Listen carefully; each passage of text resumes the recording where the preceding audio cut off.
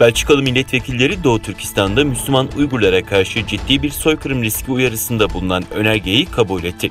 Son yıllarda başta batılı ülkeler olmak üzere birçok devlet Pekin'in bölgedeki insan hakları ihlallerini kınıyor. Çevreci bir milletvekilinin Ajans France Presse verdiği demeçte Dış İlişkiler Komitesi'ndeki oylamadan çıkan sonucun 1 Temmuz'da Temsilciler Meclisi'ndeki genel kurul toplantısında oylanması gerektiğini söyledi. Mart ayının sonundan bu yana Çin'in yaptırımlarının hedefi olan Avrupalılar arasında yer alan milletvekili Belçika parlamentosunun soykırım suçunu tanımasını amaçlanıyordu. Ancak şimdilik Belçikalı yetkililer sadece ciddi soykırım riskini kabul etti dedi.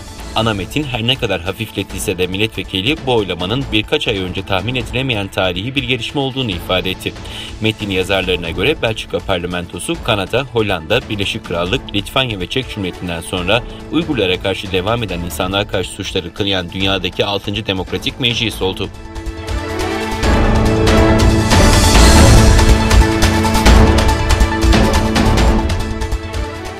Çin'in Riyad Büyükelçisi'nin ülkenin İslam İşbirliği Teşkilatı'ndaki ilk resmi temsilci olarak atandığı öğrenildi.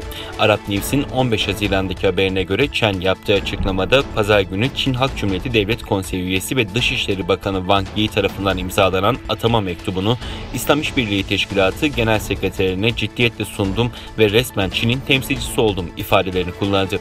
Çin'in Doğu Türkistan'da Uygur ve diğer Müslüman azınlıklara yönelik politikaları birçok batılı meclisler tarafından soykırım olarak kabul edilirken İslam dünyasının bu zulme sessiz kalması eleştiriliyor.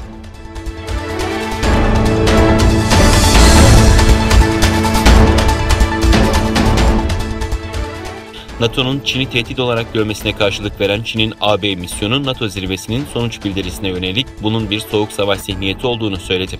Batı'nın Çin'i tehdit olarak görmesine ilişkin NATO liderleri Çin'in hem ekonomik hem de askeri anlamda artan gücüne yönelik karşı durma çağrısı yaptı. Aynı zamanda Çin'deki otoriterleşme eğilimlerinin tehdit olarak görüldüğü açıklanmıştı. Çin'in AB misyonu Salı günü internet sitesindeki bir yayında NATO'nun açıklamasını Çin'in barışçıl kalkınmasına iftira attığını ve uluslararası durumu yanlış değerlendirdiğini söyledi. NATO'yu iftiracı olarak nitelendirdi. Geçtiğimiz hafta sonu G7 zirvesinde liderler Çin'in Uygurlara yönelik insan hakları ihlalleri, Hong Kong ve Tayvan meselelerini gündeme getirmiş, Çin'e karşı Batı ittifakının sinyallerini vermişti.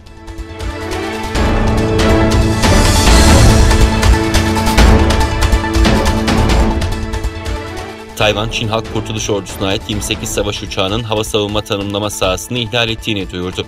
Tayvan Hava Kuvvetleri'nden konuya ilişkin yapılan açıklamada Çin askeri uçaklarının Tayvan'ın güney ve batı açıklarına seyrettiği kaydedildi ve bu ihlalin bugüne kadarki bir günde en çok savaş uçağıyla yapılan girişim olduğu belirtildi. Öte yandan Tayvan basınında yer alan haberlerde Çin savaş uçaklarının bölgeden ayrılması için uyarılarda bulunan Tayvan'ın savaş uçakları ve hava savunma sistemlerini harekete geçirdiği ifade edildi. Çin savaş uçaklarının Tayvan havasını ihlali G7 ve NATO zirvelerinin ardından geldi.